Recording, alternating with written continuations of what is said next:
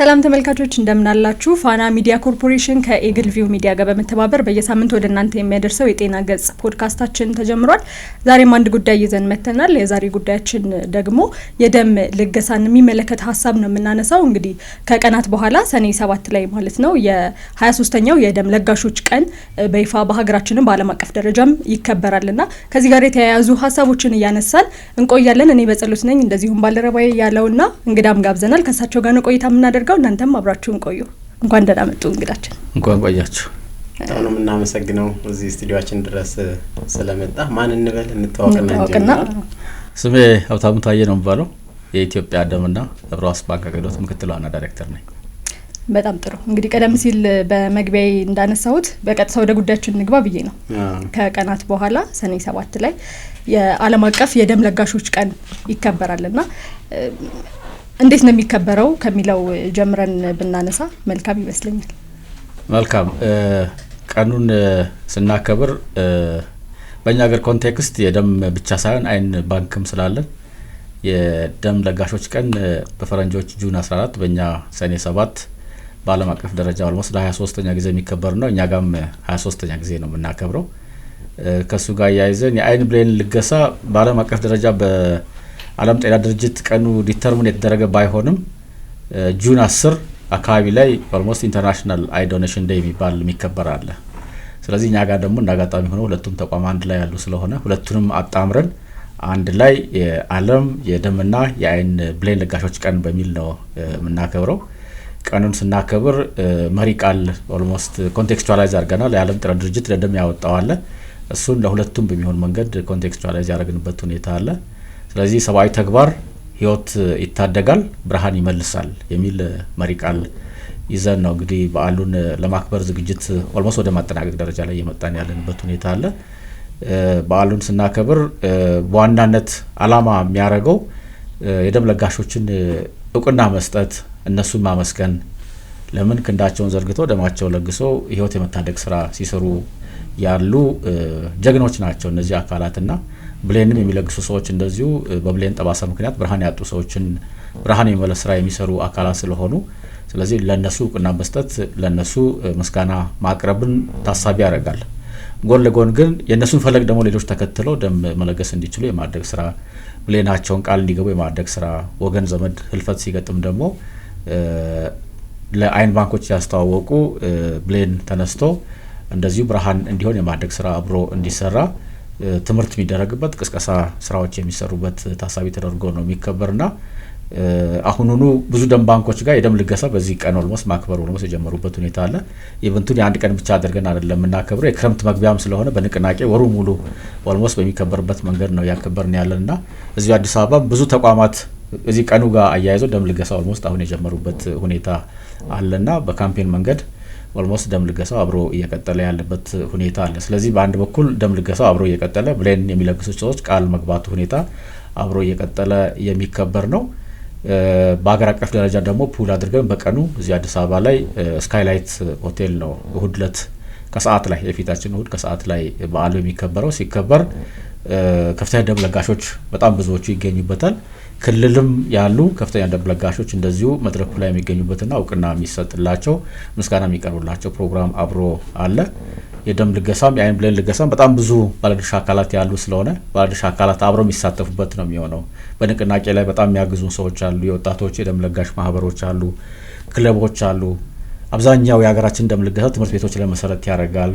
ስለዚህ ትምህርት ቤት ኮሚኒቲ አብሮ የሚሳተፍበት ሁኔታ ይኖራል። የእምነት ተቋማትም እንደዚሁ እዚህ ዙሪያ ላይ የሚሳተፉ አሉና እነሱም የሚገኙበትና አምባሳደሮችም ጭምር አሉ። ደም ልገሳ ላይ እገዛ የሚያደርጉ አርቲስቶች አሉ። ስለዚህ እነዚህም ባሉበት በደንብ ሞቅ አድርገን አርቲስቲክ በሆነ መንገድ መዝሙር ኑሮት የራሱ በዛ መንገድ ሚኒስትሮችም ጭምር ከፍተኛ የስራ ኃላፊዎችም ጭምር ተቋማት በሙሉ ኦልሞስት የኛ ባለድርሻ አካል ናቸው። ደም ልገሳ የማያስተባብር የለምና እነሱን ጨምሮ ሚዲያዎችም የዚህ አካል ስለሆኑ ሚዲያዎችን ጨምሮ በጣም ብዙ ስቴክሆልደሮች አሳትፈን በደንብ በአግባቡ ሆነር የሚደረግ ደም ለጋሾች የሚከበሩበት አይን ብሌን የለገሱ ሰዎች ሆነር የሚደረጉበት ቀን አድርገን ነው እናከብራለን ብለን ኦልሞስት ዝግጅቱን እየጨረስን ያለ ነው ማለት ነው። መልካም። እንግዲህ የደም ልገሳን በመናነሳበት ሰዓት ሁልጊዜ የማይረሳው በጎ ፈቃደኛ ሆነው ቅድምም ስታነሳ እንደነበረው እንግዲህ ወርቃማ የሆኑ ክንዶቻቸውን ዘርግተው ህይወት የሚታደጉን ሰዎች ሁሌ ነው እናመሰግናቸው።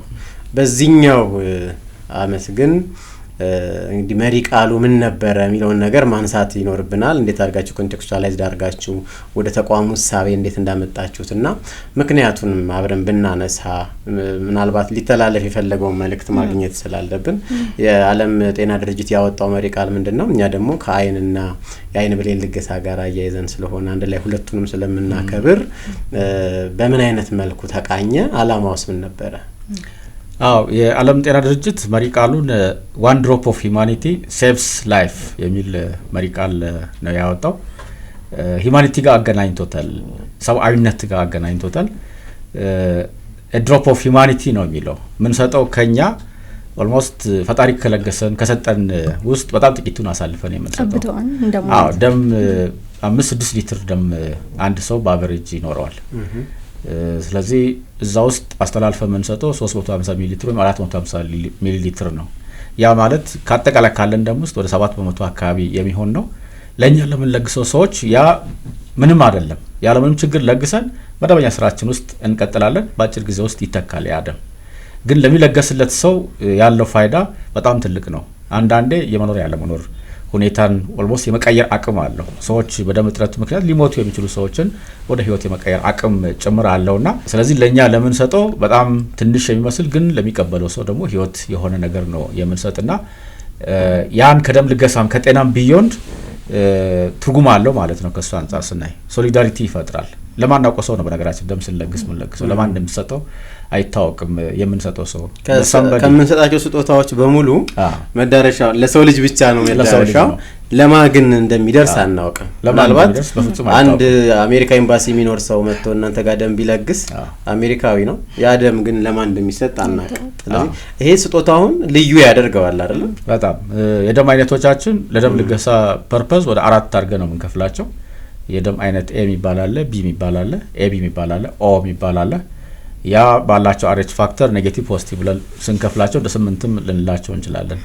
ስለዚህ የጥቁሩ ለነጩ ይሆናል፣ የነጩ ለጥቁሩ ይሆናል፣ የጥቁሩ ለጠይሙ ይሆናል። ለማንኛውም የሰው ዘር ኦልሞስት የመሆን አቅም አለውና ስለዚህ የሰዎችን ለማትረፍ ሰዎችን ለማዳን ይሄ ሴንሱ የግሎባል ሲቲዝን መሆን ስለዚህ በቃ እዚህ ምድር ላይ ስንፈጠር ለሆነ ፐርፐዝ ነው የተፈጠረው። ስለዚህ ያም ህይወት ማዳን ነው የሚል ስሜት ተይዞ ኦልሞስት የሚደረግ ስለሆነ ያ ትርጉሙ አንድነትን ከመፍጠር አንፃር ያለው ፋይዳ በጣም ትልቅ ነው። ሰዎች ደም ተለግሶላቸው ሲድኑ የለገሰላቸውን ሰው ስለማያውቁ አጠቃላይ ለሰዎች የሚኖራቸው አመለካከት የመቀየር አቅም አለው። ሰዎች በመኖራቸው ነው እኔ የኖርኩት የሚል ስሜት አብሮ ይፈጥራልና ሩህሩ እንዲሆኑ ለሰዎች በጣም ኬር እንዲያደርጉ ጭምር የማድረግና ሰዎች መካከለ መግባባት እንዲኖር የማድረግ አቅም ጭምር አለው ደም ልገሳና ኤክስፒሪያንሶች አሉ። ከሷ አንፃር ራሱ ሰዎቹ አብሮ የሚናገሩበት በተለይ ከሰው ልጆች የሚገኙ የሕክምና ግብአት የምንላቸው ደም ብቻ ሳይሆን ቲሹዎች አሉ። ይሄ ብረዋስ የምንላቸው የአካል ክፍልም አለ። ስለዚህ እንደነዚህ አይነት ልገሳዎች ሲኖሩ በቃ እኔ በሰዎች ምክንያት ነው እዚህ ምድር ላይ የኖርኩት የሚል ሴንሶች የመፍጠር እና በዛ ምክንያት አመለካከት ተቀየረ ብሎ ምናምን የሚነግረን ሰው ራሱ አለ። እኔ መጀመሪያ ላይ ዓለምን ማይበት መንገድ በዚህ አልነበረም ምናምን የሚሉ ሰዎች ነበሩና ስለዚህ የሰው ልጆችን ከማዳንም ቢዮንድ ሰብአዊነት ነው ሂዩማኒቲን ታሳቢ ያደረገን የሚል ሴንስ አለው ሲጀምር የዓለም ጤና ድርጅትም ሲያመጣና ያን የሂዩማኒቲ ኤሌመንቱን እዚሁ ይዘን ደሙን ብቻ ሳይሆን ደግሞ የአይን ብሌንም ስላለ እሱ ጋር የተያዙ ስጦታ ቀላል የሚባል ስጦታ አይደለም። በአይን ብሌን ጠባሳ ምክንያት ረዘም ላለ ጊዜ ጨለማ ውስጥ የሚኖሩ ሰዎች ነው የሚያበራው። አንዳንዶቹ ህፃኑ ነው ሲወለዱ ጭምር በአይን ብሌን ጠባሳ ምክንያት ብርሃናቸውን ያጡ ሰዎች ትልቅ ሆኖ ያንን ብሌን አግኝቶ ብርሃንን ሲያዩ የሚሰማው ስሜት በጣም ትልቅ ነውና እሱ ጋር ያለው ስጦታም በጣም ትልቅ ስለሆነ የሂዩማኒቲ ሴንስ እሱ ጋር በጣም ተቀባዩ ጋር ብቻ አይደለም ሰጪው በራሱ እሱ የሰጠው ነገር ሰው ጋር ሄዶ ብዙ ነገር ሲለውጥ ማየት ብዙ የሚፈጥረው ነገር አለ በሰጪው ዘንድ። ቀደም ሲል እንዳነሱት ደግሞ ብዙ ጊዜ አሁን ደም ሲለገስም ሆነ እንደዚህ የአይን ብሌን በሚለገስበት ወቅትም በቁጥር የምንለካበት ሁኔታዎች አሉ። ለምሳሌ በሊትር ደምን ልናይ እንችላለን፣ በዩኒት ምናምን እናያለን። ግን ከዛ ባለፈ አንድ ዩኒት ደም ከጀርባው ምን አይነት የሰውን ህይወት ምን ያህል ሊቀይር እንደሚችል የአንድ ሰውን ህይወት ሊቀይር እንደሚችል የሰው ታሪክ የአንድ ቤተሰብን ታሪክ ሊቀይር የሚችል አይነት አቅምና ዋጋ ያለው ነገር ነው የምንለግሰው የምንሰጠው ሰዎችም ሲሰጡና ያንን ማሰቡ በጣም ትልቅ ነገር ይመስለኛል። ሰብአዊነት ቅድም እንዳነሱት ለሰው ከማዘን ሰዎች ሰው በሰው ነው የሚኖሩ አይደለ? ምን ሰጠው ትልቁ ስጦታ ህይወት ነው። ደም ሰጠን እንጂ ቀደም ሲል እንዳሉት የአይን ብሌንም ብንሰጥ ምን ሰጠው ህይወትን ነው ታሪክን ነው የምንቀይረውና ትልቅ ስጦታ ነው። ምን አሰብኩኝ ከዚህ ጋር በተያያዘ ብዙ ስቶሪዎች ይኖራሉ ብዬ አስባለሁ። እርሶ በሚሰሩበትም በቆዩበትም ጊዜና የሰዎችን ታሪክ ብናነሳ መልካም ይመስለኛል። ከቁጥር ባሻገር የሰዎችን ህይወት ምን ያህል እየቀየረ ነው። እንደ ምሳሌ ሁለት ምሳሌዎችን አንስተን ብንመለከት ተመልካቾችን በደንብ ይረዱታል ብዬ አስባለሁ። ሰዎች ላይ ያለውን ተጽዕኖ ብዙ ማንሳት ይቻላል። እዚህ ደም ባንክ በስራት ከጀመርኩኝ አሁን 6 አመት ከዛ በፊትም ጤና ቢሮ ስለነበርኩኝ ክልል ላይም ኤክስፖዠር አለ ደም ባንኮች ጋር ተያይዞና በጣም ብዙ ነገሮችን ማንሳት ይቻላል ከሱ ጋር ተያይዞ። አምና አካባቢ ቅርብ እንደው ብናነሳ ከክፍለ ሀገር የመጡ ሰዎች ነበሩ። የግል ሕክምና ተቋም ጋር ነው መጥተው የሚታከሙት። መጡና የፕሌትሌት የሚባለው የደም ተዋጽኦ እጥረት ነበረባቸው። በጣም ኦልሞስት አጥሯል። በዛ ምክንያት መድማት ኦልሞስት ጀምረዋል። ይሄ ፕሌትሌት የሚባለው መኖር አለመኖሩንም ማወቅ ጋር ራሱ የእውቀት ጋፖች ነበሩና ሌሎች የሚያውቋቸው ሰዎች ጋር ደም ባንክ አለ ተብሎ ደም ባንክ ጋር ሊንክ ተደረገና ከዛ በኋላ የሕክምና ተቋም አፕሮች ተደርጎ ደሙን እንዲያገኙ ተደረገ።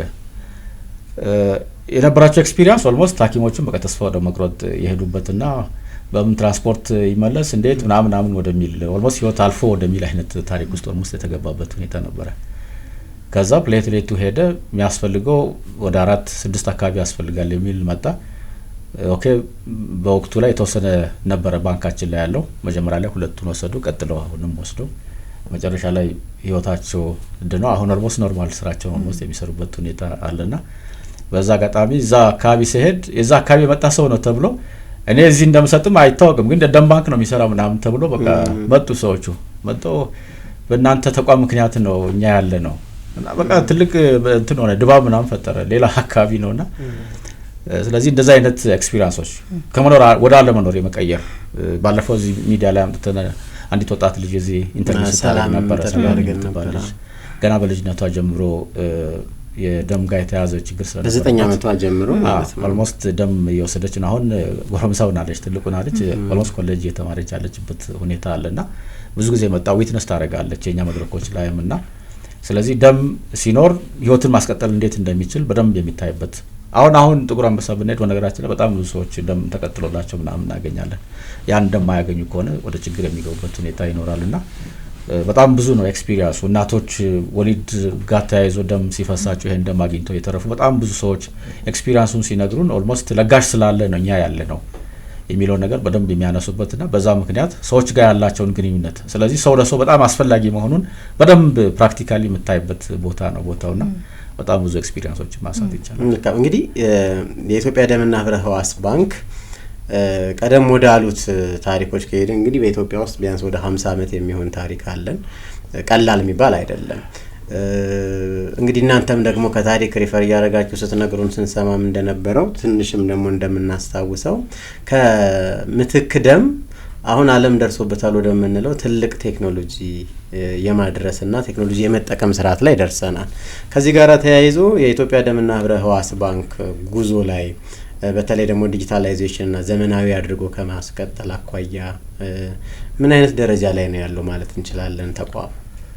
ዳርሳው አሁን 50 አመት በላይ ነው ኦልሞስት ሀገራችን ላይ የደም ልገሳ ስርዓት ከተጀመረ በ1962 በእኛ በፈረንጆቹ 69 አካባቢ ላይ በንጉሱ ዘመን ነው እስራኤላዊ ሐኪሞች ናቸው መጥተው እዚህ ሀገር ላይ ቀይ መስቀል ስር ይሄንን የደም አገልግሎት ያስጀመሩት። እዛው ቀይ መስቀል ስር ነው ለ42 አመት አካባቢ ምናምን የቆየው። ከዛ በ2004 አካባቢ ላይ ቀይ መስቀል ስር ሆኖ አገራችን ትልቅ ነው በጣም እሱ ተደራሽ ማድረግ ምን ጋር የተያዙ ጉዳዮች ነበሩና ጤና ሚኒስቴር ተደራሽነቱ ላይ ጉድለት አለ በአንድ በኩል፣ በሌላ በኩል በቂ ደም ለጋሽ ከማግኘት አንጻርም ቅድም ያነሳው የምትክ የደም ልገሳ አይነት ስርዓት ነው በዛን ወቅት ላይ የነበረና ከዛም እንዴት አድርገን እናስወጣ የሚል ነገር ተወስዶ በ2004 አካባቢ ወደ ጤና ሚኒስቴር መጣ። ጤና ሚኒስቴር ስር እንደ አንድ ስራ ክፍል ነበር እዛ ነው የተደራጀው። እዛ ተደራጅቶ የተሻለ እንቅስቃሴ ሲደረግ ነበር። ግን ከቤተሰብ ምትክ አሁን ማውጣት አልተቻለም ነበር። ተቋሙ እንደ ተጠሪ ተቋም ሆኖ ራሱን ችሎ ከመውጣቱ በፊት በጤና ሚኒስቴር እንደ አንድ ስራ ክፍል ነበር በ2004 ጋር የመጣው። ከዛ 3 አመት አካባቢ እዛ ቆየ። በ2007 ላይ ነው አይ በዚህ አካሄድ በደንብ በተፈለገው ልክ ራን አያረግም የሚል ሚኒስትሪው ጋር ውሳኔ ተወስኖ ራሱን ችሎ ለጤና ሚኒስቴር ተጠሪ ተቋም ሆኖ አውቶኖመስ የሆነ ኤጀንሲ ሆኖ እዛን ብሔራዊ ደም ባንክ አገልግሎት በሚል ተቋቋመ ማለት ነው። ከዛ በኋላ የደም ባንኮችን ተደራሽ ማድረግ ላይ በርካታ ስራዎችን ሰርቷል። ከቤተሰብ ምትክ የማውጣቱ ስራም ከዛ በኋላ ነው ኦልሞስት ሰክሰስፉል የሆነ የመጣው። ከዛ ከተወሰነ ጊዜ በኋላ ደግሞ ስሙን አይን ባንክም ስለመጣለት ሌሎች ህብረዋስ አገልግሎትም ስለመጣ የኢትዮጵያ ደምና ህብረዋስ አገልግሎት የሚል ስያሜ አሁን ይዘን ያለ ነው። ይሄንም ስም እንቀይራለን ትንሽ ቆይተን ብለን ወርካውት ያደረግን ነው። ከህብረዋስ አገልግሎት በተጨማሪ የአካል ክፍል ልገሳ ማስተዳደር ስራ እዚህ ጋር እንዲመጣ አሁን ደንባችን እንደገና አመንድ ያደረግን ያለ ነው። በደንብ የተስፋፋ ተጨማሪ ነገሮች የሚቀጥሉት አመታት ላይ የደምና የትራንስፕላንት አጠቃላይ ስለዚህ አሁን አካሎችንም ጨምሮ ከሰው ልጆች የሚገኙ የህክምና ግብአቶችን በሙሉ የማስተዳደር እና ሰብስቦ ለሌሎች አሳልፎ የመስጠት አቅም ውስጥ ኦልሞስት እየመጣን ያለንበት ሁኔታ ነው አሁን ያለው። ስለዚህ እሱ ጋር ያይዘን ቴክኖሎጂዎችንም የማዘመን የምትክ ደም ውስጥ ወጥቶ ኦልሞስት አሁን ደም ማሰባሰብ ስርዓታችን ከበጎ ፈቃደኛ በበጎ ፈቃደኝነት ብቻ የሚሰጥ አይነት ስርዓት ነው ያለን። ከሱ አንፃር አፍሪካ ውስጥ ጥቂት የደም ባንኮች ውስጥ ሊመደብ የሚችል ስራ ውስጥ ኦልሞስት የገባንበት ሁኔታ አለ። አሁን በጣም ብዙ የአፍሪካ ሀገሮች ፋሚሊ ሪፕሌስመንት የሚባል ደም ልገሳ ስርዓት ይወስዳሉ። ቤተሰብ ሲታመም ከቤተሰብ ተጠይቆ የሚወሰድ አይነት ስርዓት ውስጥ ያልወጡ አሉ። እዛ ውስጥ መውጣት አለመውጣት የራሱ ትርጉም አለው። በተለይ የሚሰጠው ደም ደህንነቱ የተጠበቀ ጥራቱ የተጠበቀ ከመሆኑ አንፃር የቤተሰብ ጉዳይ ከሆነ ራሳችን ዲስክሎዝ ለማድረግ የምንቸገርበት ሁኔታ ይፈጠርና ራሳችንም ያወቅን ተላላፊ በሽታ ያለን ጭምር ደም አሳልፈን ልንሰጥ የምንችልበት ሁኔታ ይፈጠራል የቤተሰብ ምትክ ሲሆን። ያ ሲሆን ደግሞ ከማን እንደተቀበለ ይታወቃል። ስለዚህ በሽታው ተላልፎ ሲገኝ ቤተሰብ መካከል ላይ ራሱ ችግር የመፍጠር ማህበራዊ ችግሮችን የመፍጠር አቅም አለው ከሱ አንፃርና ስለዚህ ከቤተሰብ ውጪ አድርጎ የምርመራ ስርዓቱን በደንብ አዘምነው መሄድ ደህንነቱ የጠበቀ ጥራቱ የጠበቀ ደም አግኝቶ ፈዋሽ የሆነ ደም አግኝቶ ከመሄድ አንፃር መዘመን ነው ይሄ ራሱና ኦልሞስት ወደዛ እየመጣን ያለን የምርመራ ስርዓታችን ከሱ አንፃር ያዘመን የመጣንበት ሁኔታ አለ።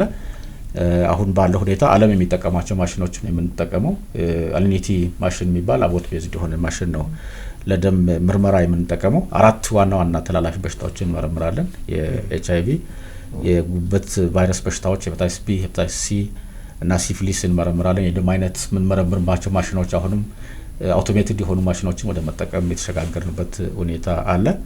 ዲጂታል ስርዓት ውስጥ ከመግባት አንፃርም የብለድ ሴፍቲ ኢንፎርሜሽን ሲስተም የሚባል የደም ደህንነት መረጃ ስርዓት የሚባል ስርዓት ኦልሞስት አሁን እየዘረጋን ያለ ነው።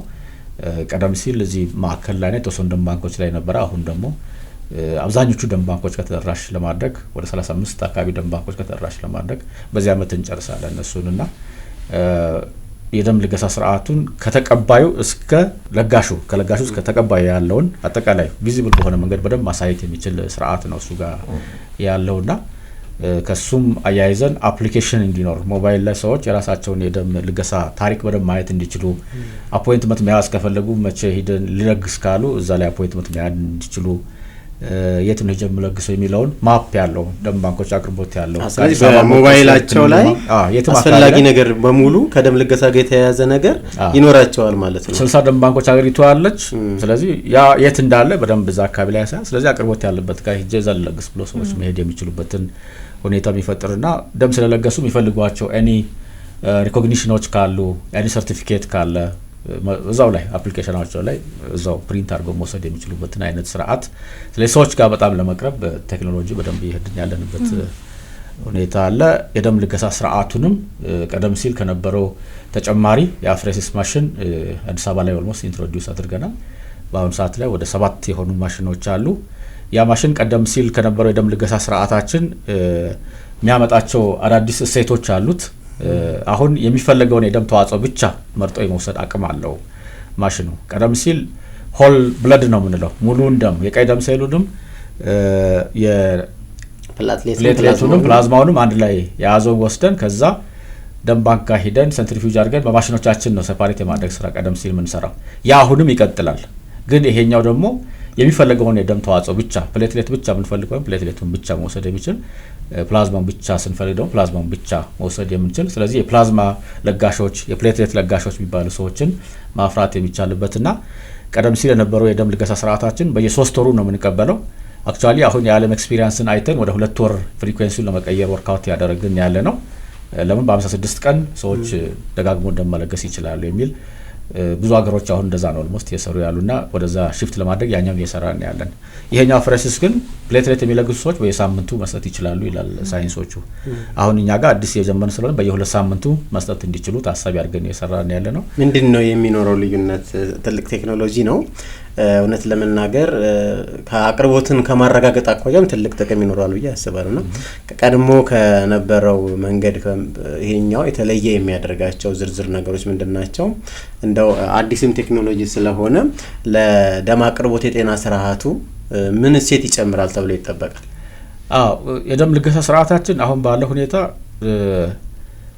አንድ ሰው ኪሎ 45 እና ከዛ በላይ ከሆነ ሰው ነው ደም የምንቀበለው 45 እስከ 50 ኪሎ ግራም አካባቢ ላይ የሚሆኑ ከሆነ ምንቀበለው ደም 350 ሚሊ ሊትር የምሪንዳ ጠርሙስ መታከል ነው ምንቀበለው ከዛች ደም ተዋጽኦ አይወጣላትም ያችን ለአንድ ሰው ነው ወስደን የምንሰጠው ኪሎአቸው ትንሽ ከሆኑ ሰዎች የምንቀበለው ደም ተማሪዎች ላይ አብዛኛው ደም ልገሳችን ቢያቻለው ምግቢያ ላይና አብዛኞቹ ኪሎአቸው በጣም ትናንሽ ወጣቶች ናቸውና አብዛኛው ደም ምንቀበለው የደም ተዋጽኦ ማይወጣለት አይነት ነው ሀገራችን ላይ ያለው መጠኑ አነስተኛ ስለሚሆን በአሁኑ ሰዓት ላይ ወደ 11 ወር አሁን ጨርሰና አይደል አንድ ወር ነው የቀረና መቱን ለማገባደድ ወደ 440 ሺህ አካባቢ ዩኒት ደም እንዳገር ሰብስበናል እዛ ውስጥ 60 ሺህ አካባቢ ነው ለደም ተዋጽኦ የሚወጣ ደም ይወሰናል 440 ሺህ ሌላው አንድ ሰው የሚሰጥበት አይነት ስርዓት ውስጥ ነው ያለንና አክቹአሊ ኪሎ ስላነሰ ብቻ አይደለም ባህሉንም ከመቀየር አንፃር ሰዎቹ በደንብ ግንዛቤ እንዲኖራቸው ከማድረግ አንፃር ባለሙያዎችም ኪሎአቸው 50 እና ከዛ በላይ ከሆኑ ያለ ስጋት 450 ከመቅዳት አንፃር ብዙ የግንዛቤ ችግሮች ከባለሙያም ጭምር ያሉ ጉዳዮች አሉና ያ ተደርቦ አብዛኛው የምንቀበለው ደም ከአንድ ሰው ለአንድ ሰው የሚሆን አይነት ስርዓት ውስጥ ነው ያለ ነው ያ ዓለም ላይ ኦልሞስት የተቀየረ የመጣ ነው ደቡብ አፍሪካ ላይ አሁን ብትሄዱ 350 ሚሊ ሊትር የሚባል ባግ ራሱ የላቸውም የደም መቅጃ ከረጢቱ ራሱ የላቸውም 450 ሚሊ ሊትር ነው ስታንዳርዱ ሁሉም ደም ወደ ተዋጽኦ ይቀይራሉ እነሱ ጋር ማለት ነው አፍሬስም አላቸው ጎን ለጎን እኛ ጋር ወደ ተዋጽኦ ማይቀየር ደም ነው አብዛኛው የምንወስደው ስለዚህ ብዙ ጊዜ የምናነሳው ማለት ነው ይቅርታ ታፍታው 440 ሺህ አጠቃላይ ባለፉት ወራት ውስጥ ከሰበሰብንና 60 ሺህ ብቻ ከሆነ ተዋጽኦ ከውስጡ የሚወጣለትኝ ካልተሳሳትኩ 380 ሺህ የሚሆነው ነው ለአንድ ሰው ቀጥታ የሚሰጥ ነው ማለት ነው ስለዚህ የፕላትሌት የፕላዝማን አቅርቦት ለማረጋገጥ በ60 ሺህ ነው የምንታገለው ማለት ነው ኦልሞስት እንደዛ ግምታዊ ቁጥሮች አሁን ለ3 የሚከፈለው አንዳንድ ለ4 እንከፍለዋለን ክራዮ ምትባል ትንሽ አማውንት አለች ያ ከ60 ሺህ ወሰደው እንደም ማለት ነው እሱም በዛ ታባዛና ያኛው ግን ለአንድ ሰው አሁን የሚመጣው ቴክኖሎጂ እዚህ ጋር ምን ለውጥ ያመጣል ከሱ ጋር ተያይዞ የደም ህክምና ስርዓት ውስጥ እጥረት ይገጥመናል አሁን ህክምና ተቋማት ጋር በተለይ አብዛኛው የደም ልገሳ ፍላጎት ፕሌትሌት የሚባለው ላይ ዲፔንድ ያደርጋል አብዛኛው ትላልቅ የህክምና ተቋም ምላቸው ጥቁር አንበሳ ጳውሎስ አሁን ብትሄዱ አርጀንት የሚፈልጉት ፕሌትሌት ነው ስለዚህ ያን ሲፈልጉ በፈለጉት ልክ ተራሽ ለመሆን እንቸገራለን አሁን ባለው የደም ተዋጽኦ ዝግጅታችን ማለት ነው 120 ከጠየቀ 100 ካገኘን እንሰጣቸዋለን ስለዚህ አሁን ተመልሶ ከሰዓት ያን ጨርስኩ ምናምን ብሎ ይመጣል ስለዚህ ዛሬ የሰበሰብነው ነገ ያደረግን ኦልሞስት በጣም አርጀንት እንትን ውስጥ ነው ኦልዌይስ ምናምን እንድንኖር እየሆነ ያለው የደም ተዋጽኦ ጋር የተያዘው ችግር ማለት ነው ስለዚህ ይሄኛው ማሽን መምጣቱ ከሱ አንፃር የሚያግዘው ፕሌትሌት በማሽኑ የምንቀበል ከሆነ ቀደም ሲል ሆል ብለዱ ምናወጣው ዩኒት በጣም ትንሽ ነች ለ200 ml ነው ማክሲመም ምናወጣት አሁን ግን 600 ml ብቻውን ፕሌትሌት ማውጣት እንችላለን እሱም ብቻ ስለሆነ ነጥሎ የሚወጣው አንዳንዴ 800 ጭምር መውሰድ እንችላለን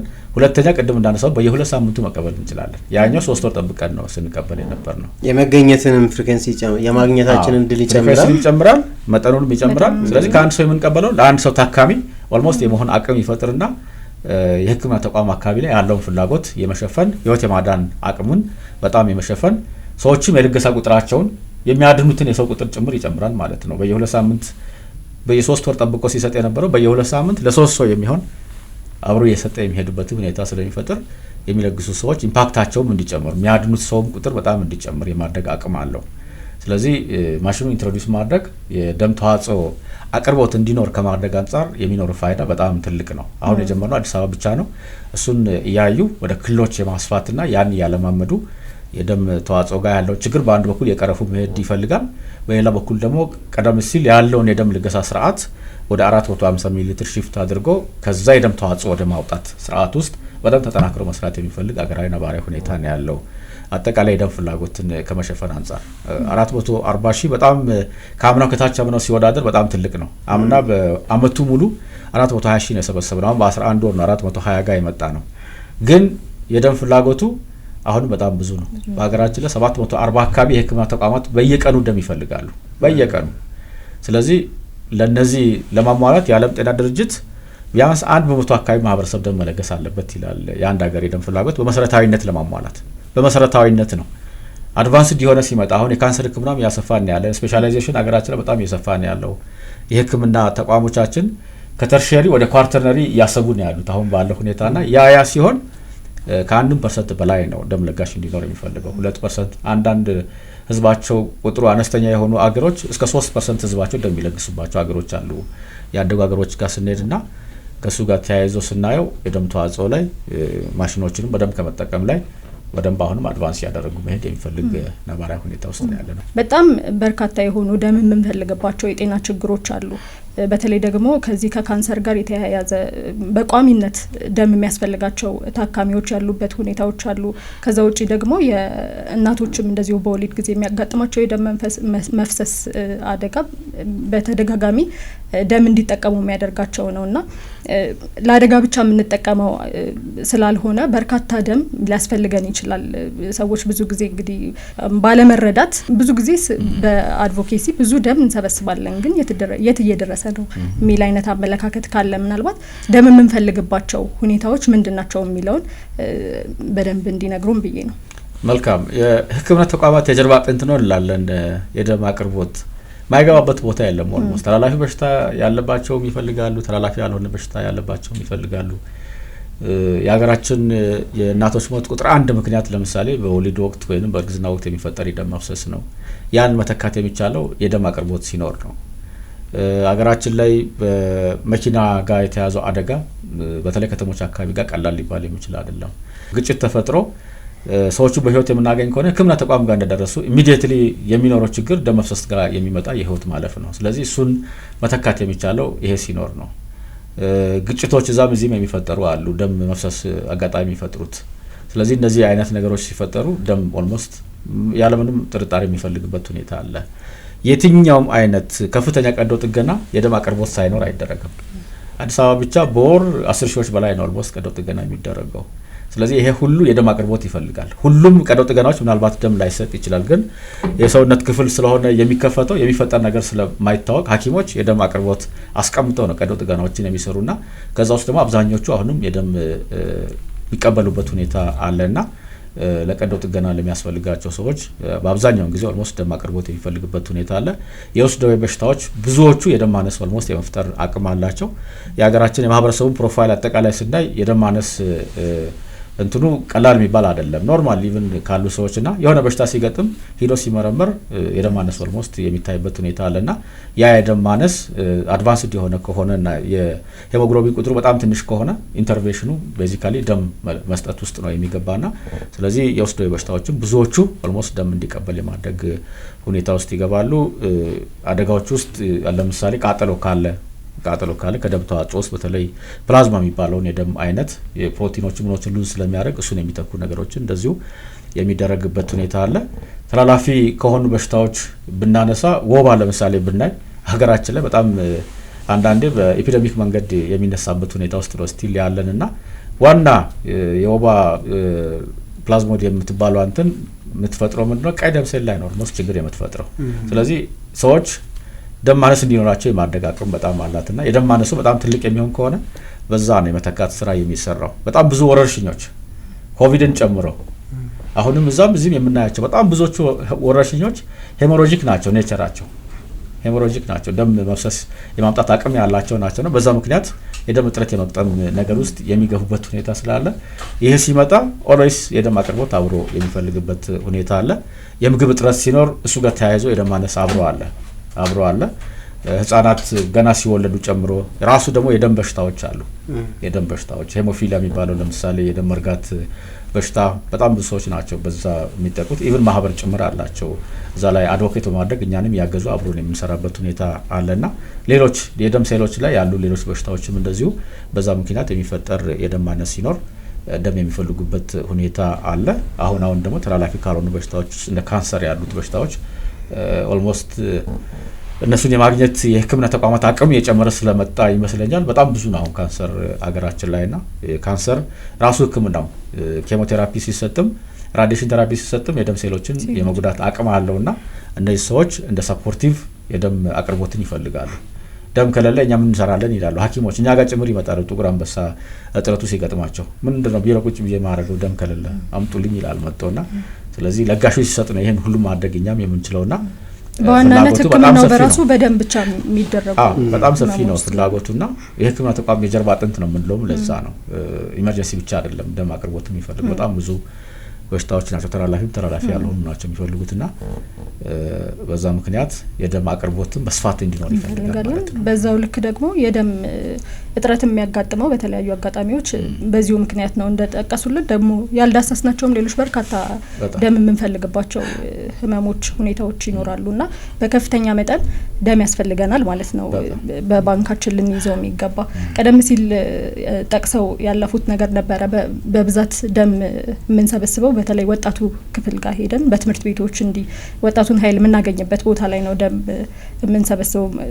ምናልባት ወጣቱ ጋር ጤናማ የሆነ ከሌላው የማህበረሰብ ክፍል ጤናማ የሆነ ደም የምናገኝበት የማህበረሰብ ክፍል ሊሆን ይችላል ብዬ አስባለሁና ወጣቱን ክፍል በደንብ ልናገኝበት የምንችለው ደም እንዲለግስ ደም ከሱ ማግኘት የምንችልበትን ሁኔታ የምንፈጥርበት ምን እየተሰራ ነው በእናንተ በኩል ምን እየተደረገ ነው የሚለውን ነገር እስቲ አንሱልን። እንዳነሳሹ በአንድ በኩል ከደም ደህንነት አንጻር ሲግኒፊካንስ አለ ወጣቶችን ኢንጌጅ ማድረግ፣ በሌላ በኩል በወጣትነት ኢንጌጅመንት ውስጥ የሚገቡ ከሆነ ትርጉም በጣም ብዙ ነው። በአንድ በኩል አስተማማኝ የሆነ የደም ቋት እንዲኖር በመደበኛነት ደም ለግሰው ረዘም ላለ ጊዜ የመቆየት አቅም ይኖራቸዋል ወጣቶች ደም ልገሳ በወጣትነት ሲጀምሩ። በጎ የሆነ ማህበረሰብ ከመፍጠር አንጻር ያለው ፋይዳ በጣም ትልቅ ነው። ገና ትምህርት ቤት በህፃንነት እያለ ደም መለገስ የለመደ ሰው ለሰዎች የሚኖረው እይታ ቅድም ስናነሳ ከነበር ሶሊዳሪቲ አንጻር በጣም ትልቅ ትርጉም ያለውና መልካም ትውልድ የሚባል አይነት ሰዎች ናቸው የሚሆኑት ገና በልጅነት ደም ሲለግሱ ማለት ነው። ስለዚህ ለመልካምነት ትምህርት ቤት ላይ የሚያስተምሩ ሰዎች የደም ልገሳውን አብሮ ኦልሞስት ሲያደርጉ ፕራክቲካሊ መልካምነትን ማየት የሚችሉበትን ፖሲቢሊቲ ትምህርት ቤቶች ላይ መፍጠር አቅም ጭምር አለውና ከሱ ጋር ተያይዞ ወጣቶችን የደም ልገሳው ቤዝ ማድረግ አንዱ የኛም ስትራቴጂ አካል አድርገን የምንሰራው ነው። ትምህርት ቤቶች ላይ በተደራጀ መንገድ ክለቦች ጭምር ተደራጅተው በዛ መንገድ ደም እንዲለግሱ የማድረግ ስራዎችን ጎን ለጎን ስንሰራ የነበረበት ሁኔታ አለ። ትምህርት ቤቶች ላይ የተማሪ ተጠሪዎች አሉ። 5-6 ልጆችን አምጠን ነው ስልጠናም ጭምር ሰጠን ትምህርት ቤቶችን በባለቤትነት ሞቢላይዝ እንዲያደርጉ መምህራን ጋር ተቀናጅተው ስለዚህ የመምህራን ማኔጅመንት አካላት ዳይሬክተሮች ጋር አብረን አርገን ኢንጌጅ አርገን እነሱን የምናንቀሳቀስበት ሁኔታዎች አሉ። ከዛ ባለፈ የወጣት ማህበረሰብን በማህበር የተደራጁ አሉ። ደም ልገሳ ላይ ብቻ በማህበር የተደራጁ አዲስ አበባ ላይ ቁጥራቸው ከ200 በላይ የሚሆን ክልሎች ላይ ሄደው ብራንች የፈጠሩ ያሉ ወጣት ማህበሮች አሉ። የወጣት ፌዴሬሽኖች የወጣት ክንፍ የሚባሉ አካላት እዚህ ውስጥ የራሳቸው ሚና የሚጫወቱበት ሁኔታ አለ። በጣም ብዙ ክለቦች አሉ። ወጣቶች ብቻ የያዙ ክለቦችም አሉ፣ ሴቶች ብቻ የያዙ ክለቦችም አሉ። አክቹአሊ ክለቦች ትላልቆችንም የያዙ ክለቦች ጭምር አሉ። እምነት ተቋማት ጋርም ስንሄድ ኦልሞስት ወጣቶች ናቸው የመሪነት ሚናው የሚጫወቱ። ሰንበት ትምህርት ቤት አካባቢ ላይ ያሉ መስጊዶች አካባቢ ላይ ያሉ እነሱ ናቸው ኦልሞስት የመሪነት ሚና ይዘው ያንን የንቅናቄውን የመፍጠር የማስተማር የቅስቀሳ ስራውን ኦልሞስት በዋናነት የመስራት ስራ ወጣቶች ላይ መሰረት ያደረገ ነውና በዛ መንገድ ወጣቶች ጋር ኢንጌጅ አድርገን ኦልዌይስም እየሰራን ያለው ነው። ግን አሁንም ጥረታቸው በጣም የሚፈልግበት ሁኔታ ነው ያለው ቅድም ካልኩት ፍላጎት አንጻር ማለት ነው። ይህ ለምን ያግዛል? ብዙ ጊዜ እርሱም እንዳነሱት ከታች ጀምሮ እየተሰራበት ሲሄድ እንደ ባህል ይወሰዳል። አሁን ብዙ ነገራችን እኛ በጣም ጥሩ ብለን የምናነሳቸው ሴቶች አሉን አይደለ? እንደ ኢትዮጵያዊ እንደ እድር እንደ እቁብ ውስጣችን ሰርጾ በእለት ተእለት ህይወታችን ውስጥ አንድ ላይ አብረን ይዘነው እንድንቆይ ወጣቱ ክፍል ላይ መስራት እያደቀ ቀጣይ የሚመጣው የማህበረሰብ ክፍል ወይም ጄኔሬሽን ራሱ ያንን ይዞ ለመቀጠልና እንደ ባህል እንደ እሴት ይዞ ለመቀጠል እንዲያግዝ ጥሩ አጋጣሚ ይፈጥራል። ምክንያቱም ብዙ ጊዜ የሚያጋጥሙት በሆነ በቅስቀሳ በአድቮኬሲ ምናምን አንድ ጊዜ ሄደን ሁለት ጊዜ ሄደን እንለግሳለን። ግን በደንብ የደም መጠን እንድንይዝና እንድንሰበስብ የሚያግዘን አንድ ሰው በተደጋጋሚ በቃ ልክ እንደ አንድ የህይወቱ ክፍል አድርጎ ሁሉ ጊዜ እየሄደ ደም መለገስ እንዲችልና እንደ ባህል እንዲቆጥረው እንደ አንድ የህይወቱ ክፍል እንዲያደርገው ከማድረግ አንፃር ይሄንን ማድረግ በደንብ ያግዛል ብዬ ስላሰብኩኝ ነውና ሰዎች ጋር ተከታታይ የአንድ ጊዜ ደም ለጋሽ ብቻ ሳይሆን ቀጣይነት ያለው እንደራሱ እንደ ህይወት ክፍሉ አድርጎ እንዲቀጥል የሚያደርግ አሰራር ካለ በዛው እሱን እንዲያነሱልን ብዬ ነው። አዎ ደህንነቱም የተጠበቀ እንዲሆን የደም ቋትም አስተማማኝ እንዲሆን አንድ የለግሶ መሄድ አይደለም ጠቃሚ ነው ተብሎ የሚወሰደው። ሰዎች በተደጋጋሚ ደም መለገስ መቻል አለባቸው ተብሎ ነው የሚወሰደው። ያም ማድረግ በነገራችን ላይ የዘመናዊነት መገለጫ ነው። ራሱ የሰዎችን ህይወት ለመታደግ ፕላን አድርገው መንቀሳቀስ በህይወት ሲኖር ብቻ ሳይሆን ከልፈት በኋላ ራሱ ኦልሞስት ኢትዮጵያ እምነት ያለበት ሀገር ስለሆነ ይጠቅማል ተብሎ ሊወሰድ የሚችል ትልቅ ነገር ነውና ያደጉ ሀገሮች ጋርም ስንሄድ እንደዛ ነው የሚያደርጉት። የደቡብ አፍሪካን ኤክስፒሪየንስ ላይ ያለው ሳወራ ነበረ። ኦልሞስት ዌብሳይት አላቸው። የደም ቋታቸውን ትራንስፓረንትሊ ለፐብሊኩ ያሳያሉ። የ5 ቀን ደም ካላቸው በቂ ነው ብሎ ይወስዳሉ እነሱ። እኛ ጋር 5 ቀን በቂ አይደለም። ለምን በተደጋጋሚ የምንቀበለው በየቀኑ የምንቀበለው ደም ትንሽ ስለሆነ የ5 ቀኑ ቶሎ ሊያልቅብን ይችላል። ወጪና ገቢው አይመጣጣም። እነሱ ጋር 5 ቀን ካላቸው በቂ ነው። 3 ቀን ድረስ ችግር የለም። 3 ቀን በታች ከሆነ ቀይ ፍላግ ያደርጋሉ ዌብሳይታቸው ላይ። ቀይ ፍላግ ካረጉ ሰዎች ተሰብስበው ይመጣሉ። ደማካችን ደም አጥሮታል ሰው እንዳይሞት ምናምን ብሎ ተሰብስበው ይመጣሉ። በየማዕከላቱ ምናምን ቢዚ ሆንባቸዋል። ራሱ ቢዚ እንዳይሆን ብሎ ይጠነቀቃሉ። ወደ ቀይ እንዳይገባ መጀመሪያውኑ እነሱ የሚቸገሩት እሱ ነው። በቃ በጣም ብዙ ፍሎ መጥቶ እንዴት አድርገን እናስተናግድ የሚል ነው ጥያቄ የሚያነሱት እነሱ ጋር ያለው አጠቃላይ ትሬንድ ሲታይ ማለት ነው። ስለዚህ ኦልሞስት ባህል ሆኖ በተደጋጋሚ የሚለግሱ ሰዎች ሲኖሩ ነው አስተማማኝ የሆነ ቋት የሚኖረውና እሱ ጋር ተያይዞ የደም ለጋሾቻችንን ምን ይዝበት አግባብ ጋር የተያዙ ጉዳዮችን አብሮ መሰራት ያለባቸው ስራዎች የተጀማመሩ ስራዎች አሉ። ደም ለጋሾች ቅድም እንዳነሳሁት ጀግኖች ናቸው። የሰውን ህይወት የሚታደጉ ናቸው። ለመስጠት ነው የሚመጡት፣ ለመቀበል አይደለም። እኛ ጋር ሲመጡ የሚመጡት ሌሎች የመንግስት ተቋም ጋር ሰው አገልግሎት ለማግኘት ነው የሚመጣው። እኛ ጋር ያለው ግን ለመስጠት ነው የሚመጣው ኦልሞስትና ያ ሲመጣ ሚኖር ኤክስፒሪየንስ በጣም ፕሌጀረብል እንዲሆን ደስ ብሎት ማድረግ የሚችለው እንዲሆን ማድረግ ይፈልጋል። ከሱ ጋር ተያይዞ ዋናው መስሪያ ቤታችን ጋር ያሉ ሴታፖችን የማስተካከል ስራዎች ጥሩ አለ። ብዙውን ጊዜ ተንቀሳቃሽ ቲም ነው ልከን ደም እንሰበስብና ያ ሴታፕ በዛ መንገድ ምቹ አለመሆን ሁኔታዎች አሉ። ስለዚህ እሱ አካባቢ ያሉ ነገሮችን ምቹ ማድረግ፣ የሚያስታውሱበትን መንገድ፣ ሪኮግናይዝ የምናደርግባቸውን መንገድ፣ ማቆያ ስርዓቶችን አብሮ ማየት ያስፈልጋል። ማስታወሻዎችን አብሮ መስጠት። ደም በገንዘብ አይተካም። የገንዘብ ቫልዩም አይወጣለትም ህይወት ስለሆነ ማለት ነው። ስለዚህ የሰጠ ሰው በዛ የሚለካ ሳይሆን ሪኮግናይዝ የሚደረጉበት ተማሪዎች ሲኖሩ ለምሳሌ እስክሪብቶ የደም መልእክት ያለው ምናምን ብሰጪ ከሆነ ያስታውሳል። ይሄ ደም ስለለገስኩ የሰጠኝ ይላል። ፒን እዚህ ጋር ምናምን ብናደርግላቸው ለትላልቅ ሰዎች ደም ስለለገሰ የተሰጠው ቤተሰቡንም ያስተምርበታል። እሱም በጎ ሰው መሆኑ ሌላውም ሰው ያያልና እንደዚህ አይነት ነገሮች ኢንከሬጅ የሚያደርጉ ነገሮችን የኢሪቴሽን ሜካኒዝማችን ውስጥ አስገብቶ በደንብ ቪዚብል ሆኖ ለመሄድና ለጋሾቻችን በደንብ እውቅና ያላቸው መሆኑን የማሳወቅ ስራዎችን አብሮ የሚሰራበትን ሁኔታ ለማየት የሪቴንሽን ስትራቴጂ ኦልሞስት የተነደፈ ስትራቴጂ አለ። እሱን ወደ ስራ ኦልሞስት ያስገባን የመጣንበት ሁኔታ አለና በዛ መንገድ ያለውን ኤክስፒሪየንስ ጥሩ እንዲሆን የማድረግ ስራዎችን አብረን አጠናክረን የመሄድ ስራ እየሰራን የመጣንበት ሁኔታ አለ። እኛ ባለሙያዎችም በስነ ምግባር ታንጸው ደም ለጋሹን ከመያዝ አንጻር ያው ሰዎች ስለሆኑ ሩቲን ስራ ነው ኦልዌይስ የሚመጡ ስለሆነ መነጫነጭ ይኖራል። ሰዎችን ማስቀየም ጭምር ይኖራል። ሀሳብ ይሰጡናል። ደም ለጋሾች ሲመጡ በጽሁፍም ይሰጣሉ፣ አንዳንድ በአካል የሚሰጡበት ሁኔታ አለና አሁን የደም ለጋሾችን ቀን የምናከብር ስለሆነ በዚህ አጋጣሚ ለነሱም ይቅርታ ማለት ፈልጋለሁ። ብዙ ምናስቀይማቸው አሉ። ስለዚህ እዛ ውስጥ ጭምር ነው ደም የሚለግሱትና ያ ቅያሜ እንዳይኖር የምናደርገውን አጠቃላይ እንክብካቤ አስተካክለው መሄድ ስለሚገባ እንደነዚህ አይነት ነገሮች የጀማመርናቸው በጣም አጠናክረው መቀጠልና ጥሩ ኤክስፒሪየንስ እንዲሆን የማድረግ ስራዎች የተጀመሩ ስራዎችን ካፒታላይዝ ማድረግ ይኖርብናል ማለት ነው። መልካም እንግዲህ ሂደቶችን አየን። አሁን በተለይ ደግሞ ያለንበት ጊዜ ሰኔ ስለሆነ ከፊታችን ሰኔ 7ም ስላለ ኋላ ላይ መለስ እንላለን። ከዛ በፊት ግን የኢትዮጵያ ደምና ህብረ ህዋስ ባንክ ስሙ በራሱ ህብረ ህዋስ የሚል አለው። በቀጣይ ቅድም ጠቀስ ተደርጎ የታለፈ ሀሳብ አለና አሁን ከአይን ብሌን አልፈን ከደም አልፈን አንዳንድ ቲሹም የምንቀበልባቸው ሁኔታዎች እየተፈጠሩ ነው። ይህንን ተቋም በዚህ ደረጃ ማሳደግ እንግዲህ የሚያስፈልጉ የሰውነት አካል የምንላቸው ልገሳዎችን ህጉ በሚፈቅደው የጤና ስርዓቱ በሚፈቅደው መሰረት ማረጋገጥ ለጤና ስርዓቱ ምን ለውጥ ያመጣል? በተለይ ከደም ከአይን ብሌን ያለፉ ልገሳዎች ላይ የገባን ነው በቀጣይ ማለት ነውና ምን ታስባላችሁ በዚህ ጉዳይ? ለኢትዮጵያ የጤና ስርዓትስ ምን አስተዋጽኦ አለ? አሁን ያነሳቸው ጉዳዮች አብዛኞቹ አገራችን ውስጥ ህክምናው የሌለባቸው መስኮች አሉበት። ለምሳሌ ይሄ ስቲም ሴል የምንለው ወይም ቦን ማሮ የሚባለው ለካንሰር ታካሚዎች በጣም ወሳኝ የሆነ የህክምና ግብአት ነው። ያ አገራችን ውስጥ ባለመኖሩ ሰዎች ውጭ ሀገር ነው ሄደው ህክምናውን የማግኘት ስራ የሚሰሩት። ውጭ ሀገር ስትሄድ ወጪ አለው በአንድ በኩል ወጪው በምንዛሬ ነው፣ አገር የምታጣው ነገር አለ በአንድ በኩል። በሌላ በኩል ግን ያ ገንዘብ ከሌለ ወጥቶ ለመታከም ሰዎች የሚቸገሩበትና በዛ እጦት ምክንያት እስከ ህልፈተ ህይወት የሚደርሱበት አጋጣሚዎች ይፈጥራል። ብዙዎቹ በተለይ ስለ አካል ክፍል ስለ ህብረ ህዋስ ስናነሳ እንደዚህ አይነት አጋጣሚዎች የመፍጠር ሁኔታ አለው። አሁን አይን ብሌን ጋር የተያዘው ምስራቅ አፍሪካ ውስጥ ኦልሞስት ብቸኛ ነው እኛ ጋር ያለው የአይን ባንካችን። ስለዚህ ሰዎች ከሶማሌ መጥተው እዚህ ይታከማሉ፣ ከኤርትራ መጥተው እዚህ ይታከማሉ በጣም ብዙዎቹ ሰዎች።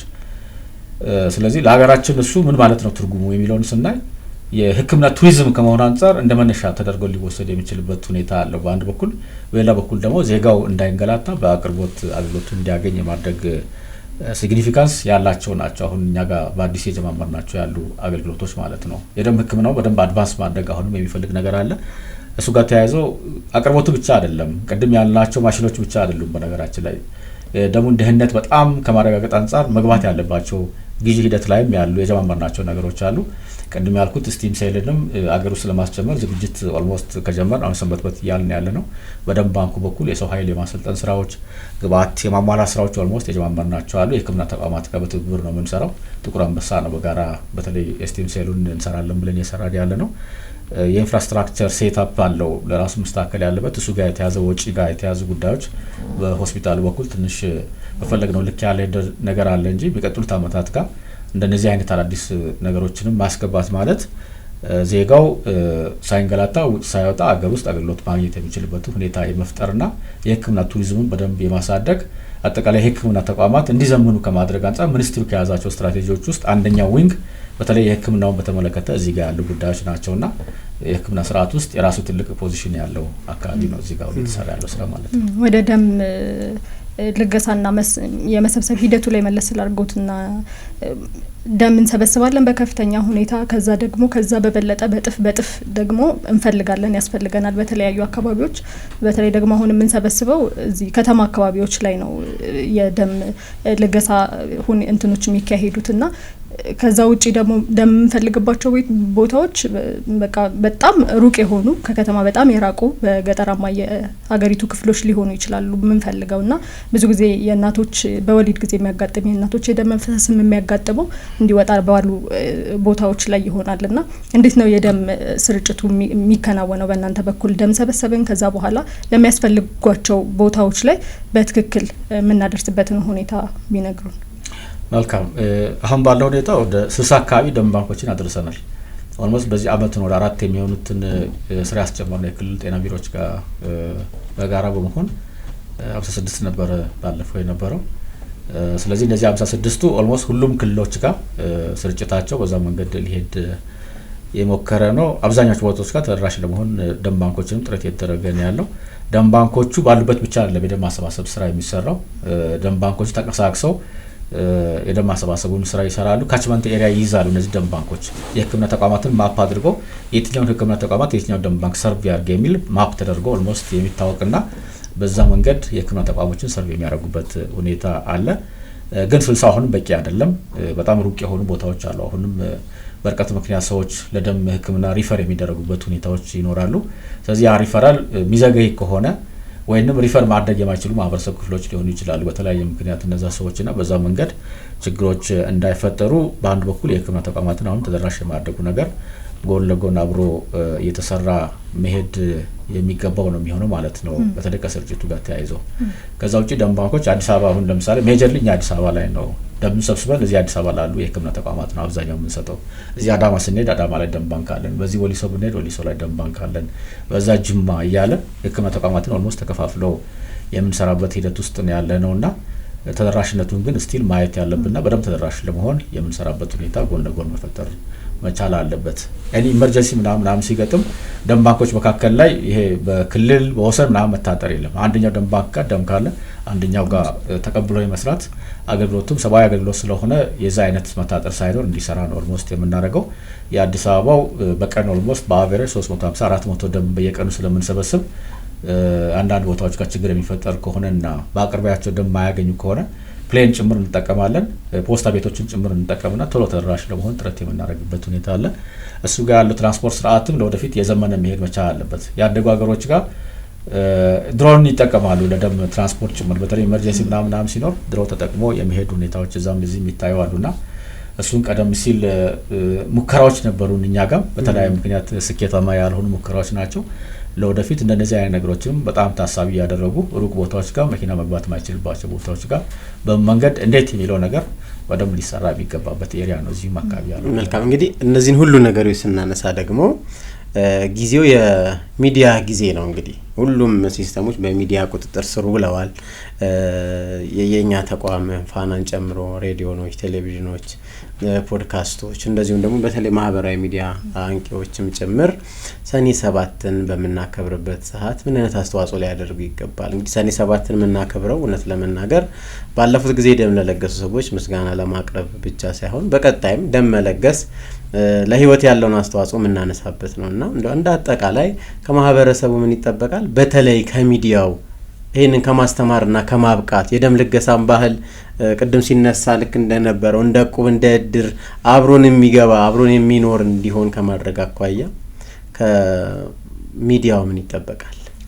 መልካም በዚህ አጋጣሚ በደም ለጋሾች ቀን ላይ ሚዲያውም አይ ቲንክ ምስጋና ይገባዋል በእኛ በኩል። ለምን የመንግስትም የግል ሚዲያዎች ብዙዎቹ እንደ ማህበራዊ ኃላፊነት አድርገው ይሄን አገልግሎት የመደገፍ ስራ ውስጥ ይሰራሉ።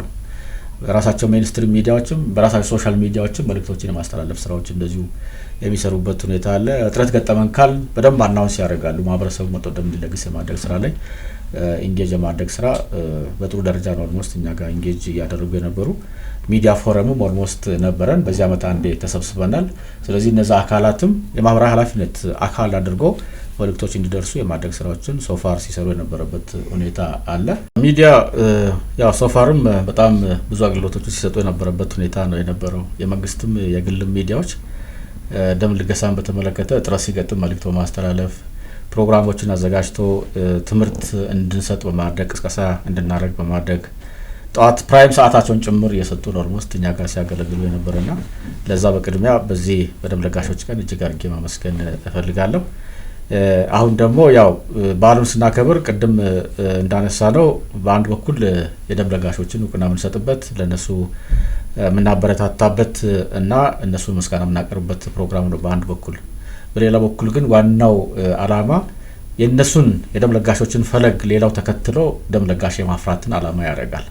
ስለዚህ ትምህርት መስጠት፣ ቅስቀሳ ማድረግ የዚህ ፕሮግራም አንዱ ትልቁ አላማ ነው ማለት ነው። ለምን ቅድም መነሻ ላይ ሳነሳ እንደነበርኩት አሁንም የደም ፍላጎትና የደም አቅርቦት አለመመጣጠን ችግር ያለበት ሀገር ውስጥ ነው ያለ ነው። በየአመቱ የተሻሻለ የመጣ የለጋሽ ቁጥርና የደም ልገሳ ባህል ቢኖርም አሁንም በስፋት ደም የምንፈልግበት ሁኔታ ውስጥ ነው አሁንም ያለንና ያንን ትምህርት በደንብ ማድረስ አሁንም ቅስቀሳን በደንብ ማድረስ በራሳቸው ሜን ስትሪም ሚዲያና በሶሻል ሚዲያውም ጭምር በደንብ እንዲያግዙ የምንፈልግበት ሁኔታ ስላለ እንደ ትልቅ ማህበራዊ አገልግሎት አካል ተደርጎ በደንብ እንድንታገዝ የምንፈልግበት ቦታ ነውና ሚዲያው በዛ መንገድ በደንብ እንዲሰራ እንፈልጋለን።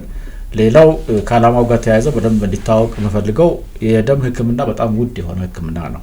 ከአንድ በጎ ፈቃደኛ በነጻ አንድ ዩኒት ደም ከወሰድን በኋላ የቅዝቃዜ ሰንሰለት ተከትሎ ነው የምንሰራው። ከተቀበልን በኋላ የኮልቼን ስርዓት ውስጥ ነው ኦልሞስት ደሙ የሚያልፈው። በየቀኑ ኦልሞስት 7ቱን ቀን 24ቱን ሰዓት ነው ሰርቪስ ኦልሞስት የሚሰጠው እዚህ ኤሪያ ላይና በርካታ ባለሙያዎችን አብሮ አሳትፎ የሚሰራ ስራ ነው። ከመጣ በኋላ ደግሞ ደህንነቱን ለማስጠበቅ ምርመራዎችን እናደርጋለን። ምርመራዎች ስናደርግ ዘመናዊ ማሽኖችን ተጠቅመን ነው ምርመራ የምናደርገው። አሁን ባለው ሁኔታ ናት ቴስት የሚባል ጭምር የኤችአይቪ ቫይረስ አንቲጂኑ ራሱን ማየት የሚችል የሄፓታይተስንም ልክ እሱን ማየት የሚችል ይሄ ዊንዶ ኦፐሬት የሚባለው በጣም ያጠረ የማድረግና የደሙን ደህንነት ከመጠበቅ አንጻር ትልቅ የሚባሉ ቴክኖሎጂ ውስጥ ኦልሞስት የገባን የመጣንበት ሁኔታ አለ። የደም ማሰባሰብ ስርዓቱም ቅድም ያነሳሁት የአፍሬሲስ ማሽን ካሴቶቹ በጣም ውድ ናቸው። ካሴቶቹ በጣም ኮስቲ ናቸው የምንገዛቸው ማለት ነው። የደም ተዋጽኦን ለመጨመር በአንድ በኩል ብንሰራም ከኮስት አንጻር በጣም ትልቅ ኮስት ኢንከር የሚያደርግ ነው። አሁን ያልኩትን የናት ቴስቱና የአፍሬሲስ ማሽኑ ኢንትሮዲዩስ ከመድረጉ በፊት ያጠና ነው አንድ ጥናት ነበረ። ያ ጥናት አንድ ዩኒት ደም ላይ መንግስት ወደ $46 አካባቢ ኢንቨስት ያደርግበታል ከበጎ ፈቃድ ነጻ ከተቀበለ በኋላ። ይሄንን የህክምና ግብዓት ለህክምና ተቋማት ነጻ ነው የምንሰጠው። ለመንግስትም ለግልም ተቋማት በነጻ ነው አሳልፈን የምንሰጥና የሚታከሙ ሰዎችም ደምን በተመለከተ ክፍያ እንዲከፍሉ አይጠበቅም ማለት ነው። ከሱ አንጻር የግል ህክምና ተቋማት ለአገልግሎት ክፍያ ብለው ጥቂት ነገሮችን ሊያስከፍሉ የሚችሉበት ሁኔታ ይኖራል። ከዛ ውጪ ግን ደም ስለወሰደ ተብሎ ክፍያ ማስከፈል አይቻልም ማለት ነው። ለምን? በነጻ እየተቀበሉ ስለሆነ። ስለዚህ ይሄ ውድ አገልግሎት የሚያግዙ አካላትን ስናይ ኦልሞስት የመንግስት ትሬጀሪ ላይ ነው አብዛኛውን ቤዝ የሚያደርገው የአድቮኬሲ አካል እንዲሆን አሁንም እያልን ያለ ነው። ይሄ አድቮኬሲ አካል ኢትዮጵያ ስለሆንኩኝ አይደለም ያነሳው ያለው የዓለም ጤና ድርጅት ዓላማው ላይ ሲያስገባ ሶስተኛ ትልቅ ዓላማ አድርጎ ጭምር የሚያስቀምጠው እዚህ አካባቢ ያለው ስለሆነ መንግስትም ኢንቨስትመንቱ መጨመር አለበት። አጋር አካላትም እዚህ አካባቢ ላይ እጃቸውን ረዘም አድርገው ህይወት የመታደግ ስራ ስለሆነ በደንብ ኦፕሬት እንዲያደርግ በደንብ እንዲዘመን ማድረግ ላይ ራሳቸው ሚና መጫወት አለባቸው የሚለውን አብረን እንጨምራለን ማለት ነው። ለጋሾች ጋር ያለ የግንዛቤ ሁኔታስ እንዴት ነው ከቀድሞ አሁን?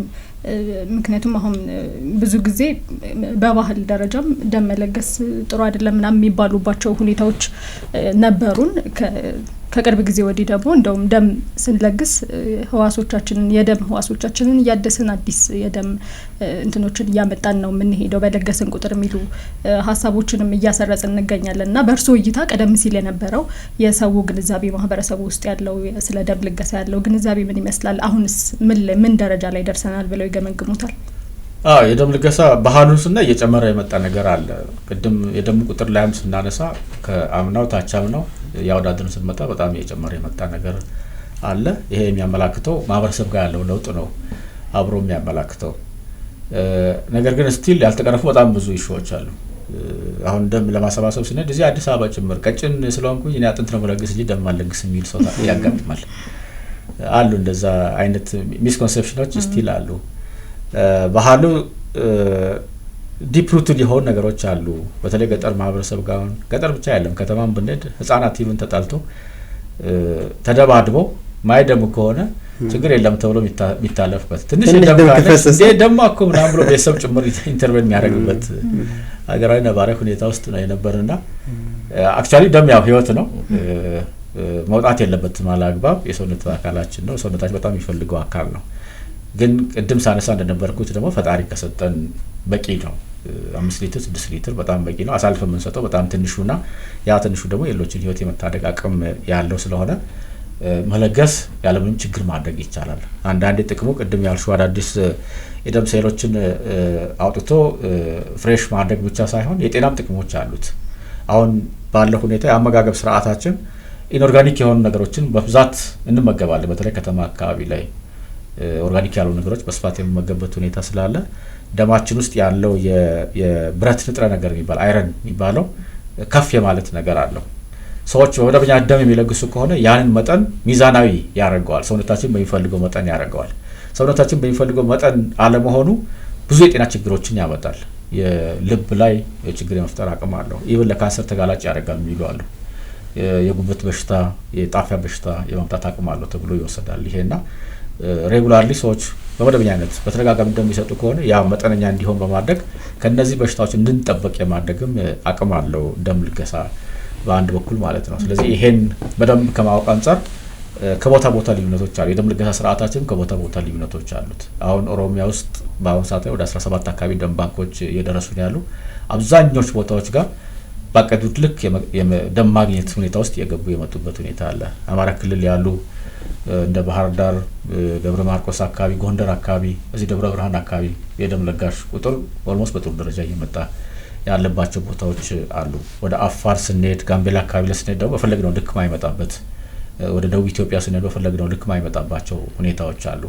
ያ ልዩነት የሚፈጠረው በምንፈጥረው የግንዛቤ መጠንና ሰዎችን ማግኘት ምንችልበት ደረጃ ላይ መሆን አለመሆን ጋር የመሆን ሁኔታ አለው ማለት። ስለዚህ በየአካባቢ ያሉ የደም ባንኮች አቅም ይሄን ዲተርሚን ያደርጋል። ጥሩ አቅም ያላቸው ሚዲያም ተጠቅሞ ማህበራዊ ሚዲያም ተጠቅሞ በአካልም ወጣቱንም ትምህርት ቤት ማህበረሰቡንም የእምነት ተቋማትንም እያገኙ በደንብ እያስተማሩ ሲሄዱ ሰው የተገነዘበ ወደ መስጠት የሚሄድበት ሁኔታ አለ። ያን ማድረግ በተለያየ ምክንያት የሎጂስቲክ ኢሹ ያለባቸዋል፣ በቂ በጀት ምናምን ማያገኙ የደም ባንኮች ጭምራሉ። ወደ ክልል ደም ባንኮች ስንሄድና ያን ማድረግ ሳይችሉ ደግሞ ሰው በደንብ ግንዛቤ ስለሌለው ስለ ደም ልገሳ ብታወሪ አይ እኔ እኮ ምን አለኝ ምናምን የሚል ስቲል የሚያነሳባቸው በጣም ብዙ ቦታዎች አሉና በጥቅሉ ስናየው የጨመረ የመጣ የደም ልገሳ ባህል አለ። የደም ልገሳን በተመለከተ እውቀቱም የጨመረ የመጣ አለ። ግን እንደ ሀገር ስናይ አሁንም ሰፊ ስራ የሚፈልግ፣ ሰፊ ግንዛቤ ፈጠራ የሚፈልግ፣ ሰፊ ንቅናቄ የሚፈልግ መስክ መሆኑን ነው። ለዛም ነው ቅድም ያለው ፍላጎትና አቅርቦት መመጣጠኑ ስቲል ያልመጣው እና እሱ ላይ ነው አንድ በደንብ ኢንቨስት ተደርጎም ሊሰራ የሚገባል። ሀሳቦቻችንን ሰብሰብ ብናድርግ የምንቋጨውም እንደ ኢትዮጵያ ደምና ህብረ ህዋስ ባንክ ምክትል ዋና ዳይሬክተር በተለይ ደግሞ ደም ለጋሾች እንዲበረታቱ ቀጣይ ዘላቂ ደም ለጋሽ እንዲሆኑ ከማድረግም አኳያ ሰኔ 7ን በመናከብርበት ሰዓት በጎነታቸውን የምናመሰግንበትና የምናስተምርበት ከመሆኑ ጋር ተያይዞ እንደ ተቋም የምታስተላልፍልን መልእክት ካለ በዚሁ ደግሞ እኛም ምስጋና እናቀርብላቸው። ህይወት ለሚታደጉ ደም ለሚለግሱ የአይን ብሌን ለሚለግሱ ብርሃን ለሚያስቀጥሉ ሰዎች መልእክት እናስተላልፍላቸው። በዚህ አጋጣሚ አድማጭ ተመልካቾቻችን ይህን ፕሮግራም አጋር ሆኖ አብረን ቆይታ እያደረገ ያለው የኢትዮጵያ ደምና ህብረ ህዋስ ባንክ ነው። 8040 አማራጭ ስልክ ነው። ደውላችሁ በነጻ የስልክ መስመር ልታገኟቸው ትችላላችሁ። በማንኛውም የደም ልገሳ እንደዚሁም የአይን ብሌን ልገሳ ጋር የተያዙ ጥያቄዎችን አንስታችሁ በቀጥታ ሀሳብ ልታገኙ ትችላላችሁ። 8040 ልትጠቀሙበት የምትችሉት ስልክ ነው። ስለዚህ ከኛ ጋር ደግሞ አጋር ሆኖን ይህንን ፕሮግራም ወደ እናንተ እንድናደርስላችሁ አብሮን ቆይታ እያደረገ ያለው ኢትዮጵያ ደምና ህብረ ህዋስ ባንክ ስለሆነ እጅግ አድርገን እናመሰግናለን። እኛም ያለነው እንግዲህ ደም ለጋሾች ስላሉ ስለሆነ ምናወራው ደም ለጋሾች ስላሉ ስለሆነ እኛም እንደ ዝግጅት እጅግ አድርገን በዝግጅት ክፍላችን ደም ስለምትለግሱ እናመሰግናችኋለን እያል ተቋሙን ወክለህ ግን አጠቃላይ እንደ ሀገር ደም ለሚለግሱ ሰዎች ምስጋና አቅርበን የዛሬውን እናጠቃለን። መልካም። የኢትዮጵያ ደምና ህብረ ህዋስ ባንክ አገልግሎት ከለጋሹና ከተቀባዩ መካከል ላይ ድልድይ ሆኖ ከለጋሹ ተቀብሎ ያንን ደህንነቱን አረጋግጦ ለሕክምና ተቋማት ሰጥቶ ህይወት መታደግ ስራ ላይ የሚሳተፍ ተቋም ነው። ስለዚህ ተቋሙ ለመኖር ለጋሽ ይፈልጋል ማለት ነው ኦልዌይስ። ስለዚህ ለጋሽ ደግሞ ሶፋር ቅድም ያነሳው 440 ሺህ በዚህ 11 ወር ውስጥ ማለት በጣም ትልቅ ቁጥር ያላቸው ሰዎች ደም ለግሰዋል ማለት ነው። ስለዚህ እነዚህ አካላት ክንዳቸውን ዘርግቶ ደማቸው ለግሰው ህይወት የመታደግ ስራ የሰሩ ብሔራዊ ጀግኖቻችን ናቸው። ትላልቅ ስራ ነው የሰሩት። ከህይወት ማዳን በላይ ስራ አለብያ አላምንምና ለነዚህ በዚህ በቀናቸው በደም ለጋሾች ቀን በኢትዮጵያ ደምና ህብረ ህዋስ ባንክ ስም እጅግ ላቅ ያለ ምስጋና ማቅረብ እፈልጋለሁ። አይን ብሌን ልገሳ ጋም ተያይዞ በነገራችን ላይ ወደ 2500 አካባቢ ሰዎች አይን ብሌናቸው ለመለገስ በዚህ አመት ብቻ ቃል ገብተዋል። ወደ 531 አይን ብሌኖችን አንስተን ለሕክምና ተቋማት አስተላልፈን ሰጠን። ብርሃን እንዲበራ የማድረግ ስራ በዚህ በጀት አመት የሰራንበት ሁኔታ አለ። ስለዚህ እንደዚህ ቃል የገቡ ሰዎች በጣም ጀግኖች ናቸው። የሰዎችን ብርሃን መሆን መቻል አለብን። ከጨለማው ሰዎችን ማውጣት አለብን። ከኛ አልፈት በኋላ ካለፍን በኋላ ብሌናችን አፈር የሚሆን አካል ነው። ስለዚህ አሳልፈን የምንሰጥ ከሆነ ለሰዎች ብርሃን በመሆን ሰዎችን ጨለማ ውስጥ የማውጣት አቅም አለው የሚል እምነት ይዘው ቃል የገቡ ናቸው። የለገሱ ቤተሰቦቻቸው ፈቅደው እነሱም ቀድሞ ፈቅደው ያሉ ሰዎች ናቸውና ቤተሰቦቻቸውንም ለጋሾችንም ፕሌጅ ያደረጉ ሰዎችንም አሁን በራስና በኢትዮጵያ ደምና ህብረ ህዋስ ባንክ ስም ላቅ ያለ ምስጋና ማቅረብ እፈልጋለሁ። ለግሶ ያለፉትም ነፍሳቸው ይማር የሚል መልእክት አለኝ ማለት ነው። እኛም እንግዲህ ለተመልካቾቻችን የምናስተላልፈው መልእክት ይህንኑ ነው። ከኛ ምንም በማይጎልብን መልኩ የምንሰጣቸው ነገሮች የሰውን ህይወት መቀየር ማስተካከል የሚችሉ ከሞት ወደ ህይወት ጭምር ማምጣት የሚችሉ የማድረግ አቅም ያላቸውን ነገሮች ነው የምንሰጠውና ደምን ለግስ የአይን ብሌንም ቃል እየገባን እንለፍ የሚለውን ሀሳብ እንደማጠቃለያ እንውሰድ። እጅግ አድርገን እናመሰግናለን አቶ ሀብታሙ ለነበረን ቆይታ። ተመልካቾቻችን እናንተንም በጣም እናመሰግናለን አብራችሁን ስለቆያችሁ። የደም ልገሳን የተመለከቱ ሀሳቦችን አነሳን። በተለይ ደግሞ የፊታችን እሁድ ወይም ደግሞ ሰኔ 7 ቀን የሚከበረውን የደም ለጋሾች ቀንን የሚመለከቱ ሀሳቦችን አነሳን። አብራችሁን ቆይታ ስላደረጋችሁ እጅግ አድርገን እናመሰግናለን። እኔ በጸሎት ነበርኩ፣ እንደዚሁም ባልደረባዬ ያለው አብረናችሁ ቆይታ አደረግን። ሰላም ቆዩ።